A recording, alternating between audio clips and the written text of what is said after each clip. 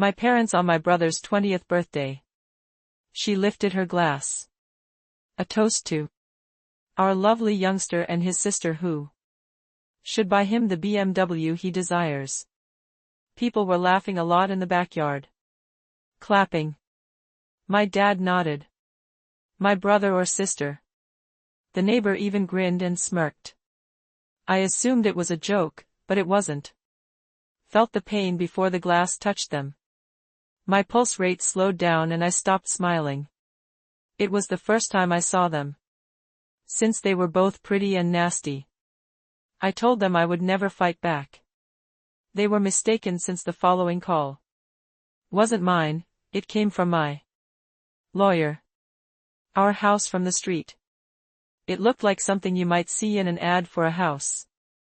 Real estate walls that are white and have trim on them. Bushes, a flag that floated in the breeze. Yes, strangers would grin and remark.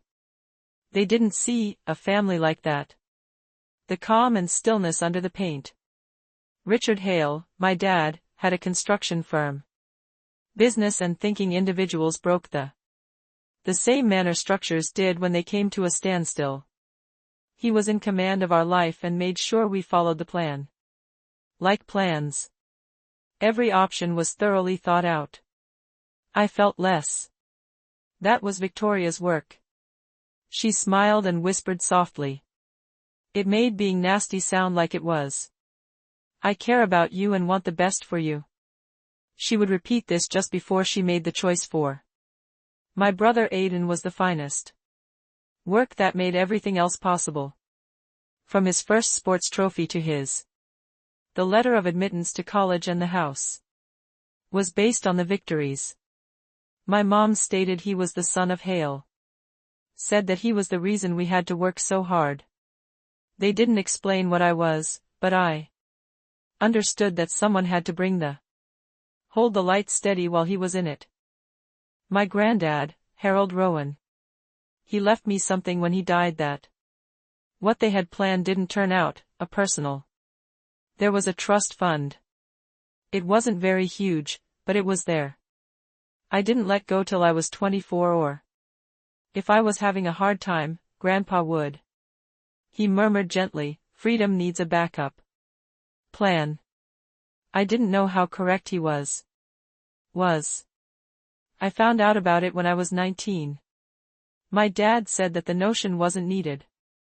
My mom smiled at me and said, families don't keep secrets, but after that day, they started to treat me like a safe deposit box that could communicate to people.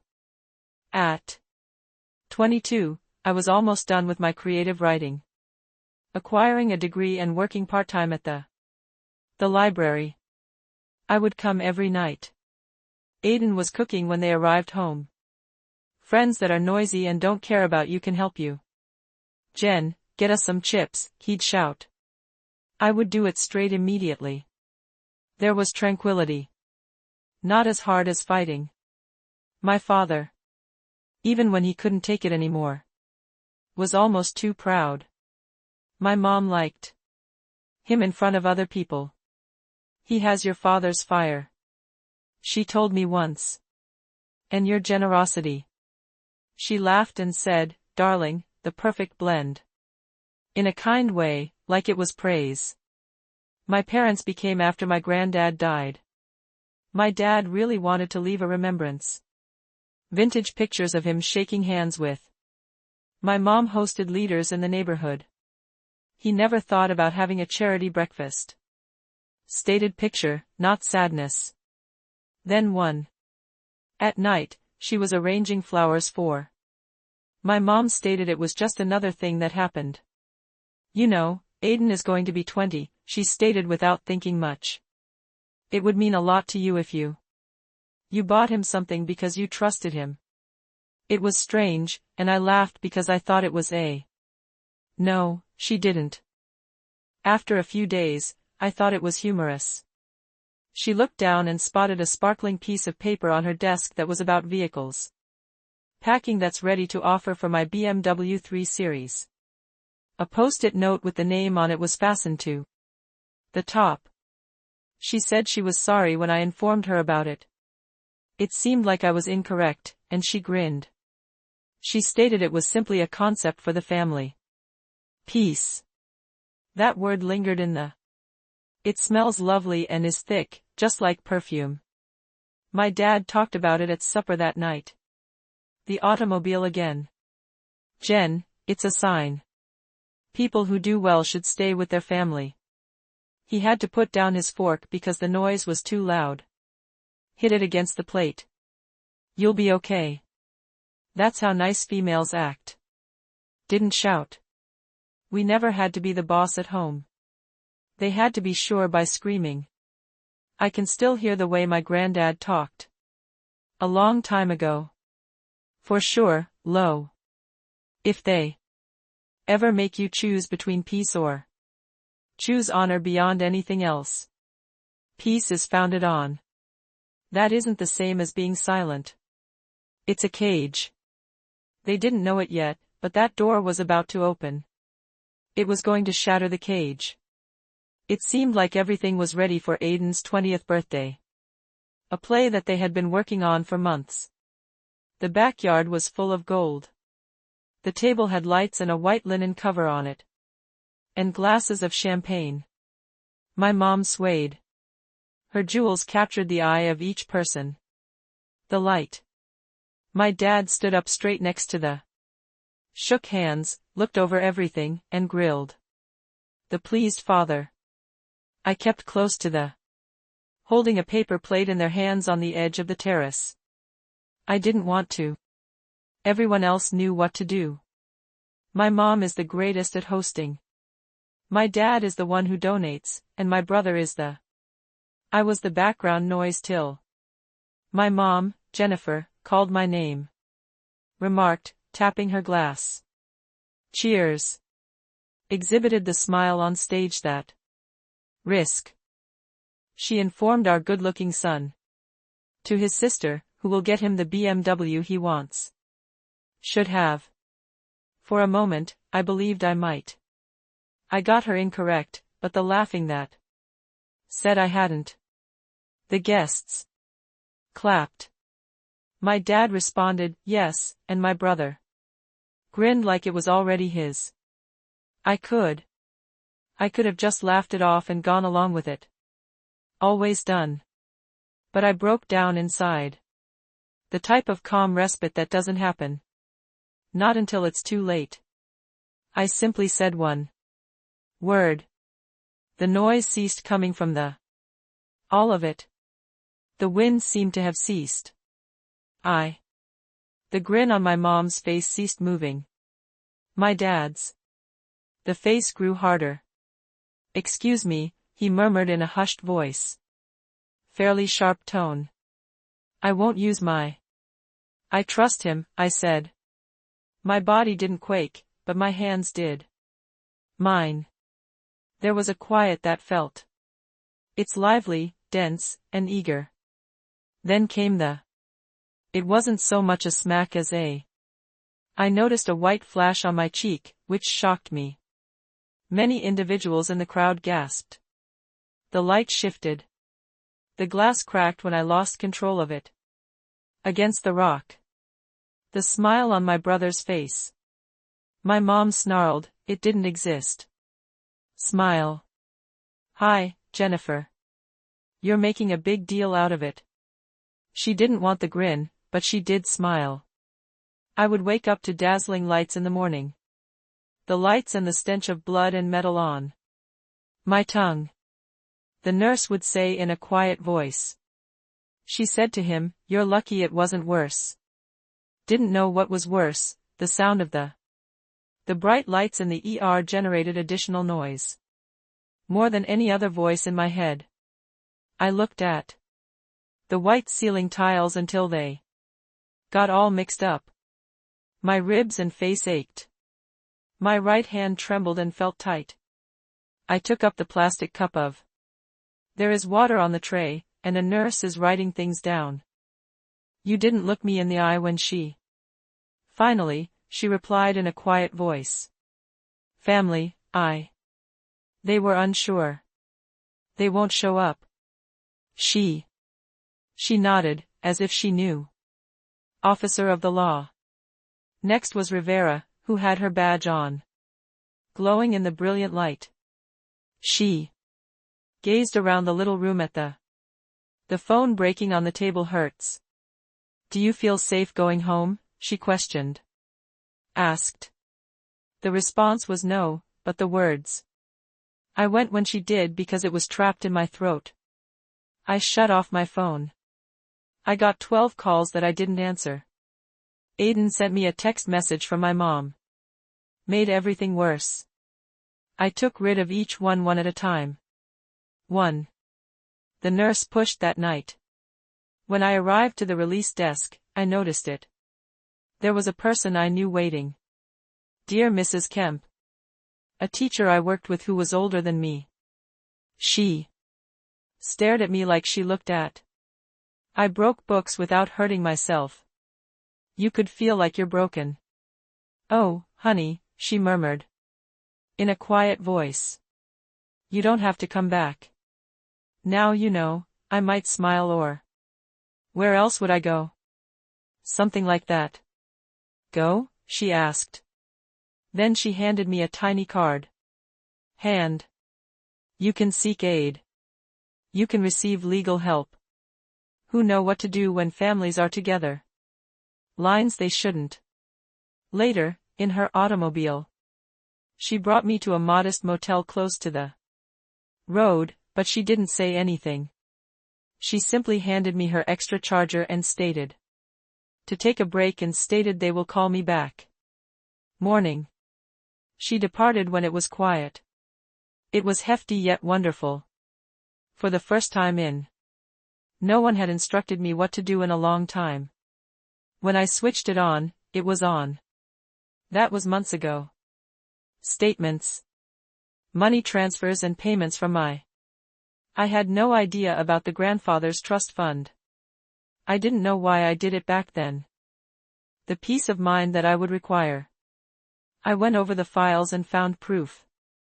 The numerals on each line glowed coldly, and great.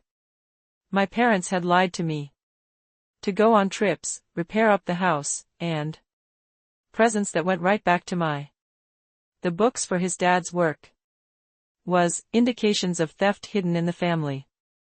I could hear Grandpa's remarks. Freedom requires a backup plan since it is strong and brutal. Jenny, develop a strategy and stick to it. I started a fresh email and used a name I had never used before. For a long time. I was my grandfather's lawyer. It was over. I sent everything even though it was midnight. The hospital, the maps, and the pictures. Files that will be made public. In the topic. On the line, I scribbled, I think my grandfather. I expected someone would pick up, but they didn't. It rang right away at 3:17 in the morning. What you did was right, Rowan. This is what a clause in the contract says. Don't go home. We'll finish things quickly. For the first time since the hit, my chest felt good. Let go. I was outside at dawn. The hotel. It was chilly and overcast outside. It was just beginning to turn blue. Many people take coffee cups to work. Their life going on. I've been stuck in one place for so long that I don't remember what it was like to go forward. Rowan called that afternoon, and his voice sounded familiar. Was calm and planned. My name is Jennifer. Using the clause about difficulty. Gives the trust the power to do anything. And stops other people from getting to your. I moved the phone closer to my ear. It's okay, that's what your grandfather did. Made the claim that he put it there just in case. You had to stay away from them ever. The word, safety, hit stronger than the. By the time it got dark, Rowan had already made plans for order that stopped someone from doing something for a short time. Rivera called back to make sure the forms were being filled out. You have a. She said there was a window of safety right now. Take advantage of it. That night, I stayed in the bathroom of the hotel, being careful not to get blood in my hair while watching. It swirls as it goes down the drain. I am tired, but I was awake when Mrs. Kemp brought me to her. At breakfast the next morning, I told her. She heard everything without. When he stopped, he grabbed my hand. "You're doing something that most people would be afraid to do," she told me. She also said, "Never dare do that. You're drawing a line." That day, I signed the last form. Rowan wrote asked that the following happen right away. In charge of safety and trust. I didn't feel as stable as my name did. Felt. They thought it would be best to take me to the emergency room. Would hurt me. They had no idea. Where I learned how to rebuild. I turned off my phone and the curtains in the hotel room and spoke into the "Be quiet. They don't get to this time. Pick what will happen next." Afterwards. In the afternoon, the Hale house looked exactly the same. The same. A well-kept yard with a white fence. The flag is moving slowly because of the wind. You don't know what was in the picture. The nice family was in a hurry to keep. It tells the story like it is. From the living room. Richard Hale looked out the window in the mirror. Looking back at him through the glass. "Pain," he said to her, "control.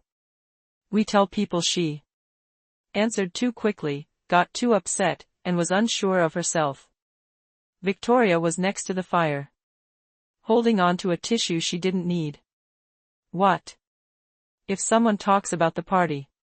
What did the people next door see? We say no to them. Wealthy. Take part. Our name is still good in this city. Aidan looked at his phone. On the couch with a sore jaw. "She told us to. You look terrible, Dad. She'll crawl over. Come back. She does it all the time." He was wrong. Because the doorbell rang. Victoria put her sweater back on and started writing herself before she opened the door. She froze. Jennifer stood there with her head down. Calm hair, pulled back a tiny folder in her hand. There was a man in a black suit next to her. Gray suit. "Rowan," the girl said. "Jennifer." Just like she had practiced, Mother spoke slowly. "I told her, you should have called." "You hung up," Richard said. Jennifer answered. Came up behind her and spoke softly. "Cutting up. You owned the whole town. Do you even understand what I'm saying? What have you done to us?" Jennifer glanced beyond. While he was looking around the living room. The pictures, the furniture, and daily life. She wasn't allowed to touch it, so she put the file on the coffee table made of marble. Rowan was the first to speak. "Mr. and Mrs. Hello, I'm the estate of Harold Rowan. I'm the lawyer for your daughter." Richard's laugh was about her trust. Short and sour. Her faith. "We've been. For a long time. But not anymore." Rowan spoke softly as he pulled out the folder. Then they took out the stamped card. Below. The part of Mr. Rowan's full power, faith, and ownership have been given to Jennifer Hale. Going to work right away. You don't need to get to or control any linked accounts. Those words stuck with me. Like saying a phrase out loud. Victoria's hands were shaking. "You can't just." Richard said something, and Richard's face turned bright red. "This is nuts. You're using her." Rowan didn't do that. Shiver. All deals that were made without. People are looking at things that were done without her permission. Court. Taking advantage of trust money. Stealing money, which is a serious crime. Defense. Aidan got up quickly. You are. Jen, you won't be going to court with your parents. When Jen turned around, she talked to him. Stable. You used the card last month for. That wasn't yours either, it was your payment. He opened his eyes. Dad said it was okay. She said she knew. That's the problem. Her. Mom tried a different tone, the soft. Please, honey, we're family. Let's not argue over cash. Jennifer looked at her, and then behind her eyes, which were both sharp and sad. It's never been about money, it's always been about choice. You just never give it to me. Rowan gave her another piece of paper, That morning, they signed an order to stay away. Miss Hale will make sure you are safe. You shouldn't live apart. Talk to her directly or through someone else. Victoria's skin got pale. Richard fell back into the chair after tripping, making noise when the paper hits the table. The sound was still there when they turned around. Later, Jennifer would wonder if it was white. Not because they were shocked, but because they had finally seen who they were in the light they had always known. Tried to stay away from. You did this to us, Richard whispered, his voice shaking with fear. An anger that seemed to go away all of a sudden. She took a deep breath and said, No, you did this to yourself. She raised her hand. She nodded at Rowan, took the box, and left, heading for the door. When she got outside, the wind blew her hair back. The light was bright and warm, like it felt good to be warm and not hurt. Inside of her. When parents were mad or said no, they yelled more. They were scary, but they were leaving. Rowan held. The door was wide open. Are you all right? He asked. She smiled a little at Jennifer. He said, yeah, for the first time. He said yes. Your grandpa was proud of you. She looked at the house again and said, proud. One last time, the perfect front shone. The sun, which was empty and beautiful. She said she didn't think I would ever fight back. But I didn't have to yell. Needed proof, and with that she went down the stairs in front of them instead of away. Away from them and toward herself. For the last few weeks, it felt like I had just woken up from a dream. Having a long, scary vision and trying to get used to the light. My new place is on. There were no buildings on Maple Street, and it was short. Used furniture, but every sound was mine. There were no footsteps inside. Walking back and forth behind closed doors. There are no sounds. The quiet made me smile. The sound of being free. Every day, the sun comes up. Slip through the thin curtains and I painted the room gold and made coffee. Sit by the window and watch the smell of the pavement when it's wet. I didn't want to for the first time. There was no need to hurry because there were no more jobs. To have fun. News stories came and went. A business owner in the area looked into Don't trust or hurt. The article never. They said their names, but everyone knew who they were. Richard Hale quit his job for a time that is not known. Victoria left the company where she worked. Her clubs. Aidan let go of his. After the event, they went to college. Rowan was the last person to tell me. After a week, I saw proof that the trust was real. Was now just my name on it. My hands felt heavy, but not because of the money, but because of what it meant. My grandpa finally found God. I was going to call Mrs. I called Kemp to let her know I was okay, but when I picked up the phone, I stopped. People who save you only show you you don't have to move them out of the way. What to write next? I began with a blank page instead. I saw this when I opened a file on my notebook. Typed the cost of peace. It wasn't just about them, it was also about me. And everyone who has ever made a mistake. That night, I did what they told me to do to keep the peace. Saw the lights of the city go out in the distance. I could see from my window that I didn't hate my. There were no more family members. Hatred was still a type of. I was finally free of it. For a long time, I thought that being quiet made me weak. The sound was now loud, like. It's true, but there's no proof.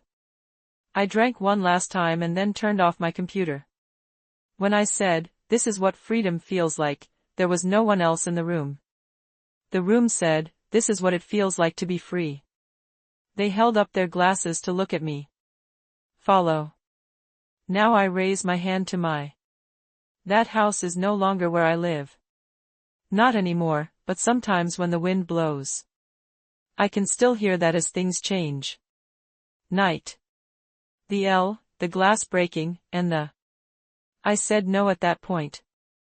That's not how it works. It hurts less than it did before. That every finish has one. When someone says, "That's enough."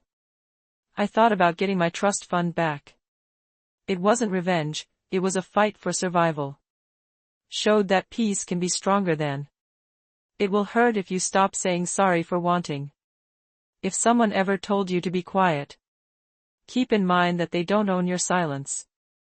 Even if you walk, talk, and fix things. Your voice is shaking.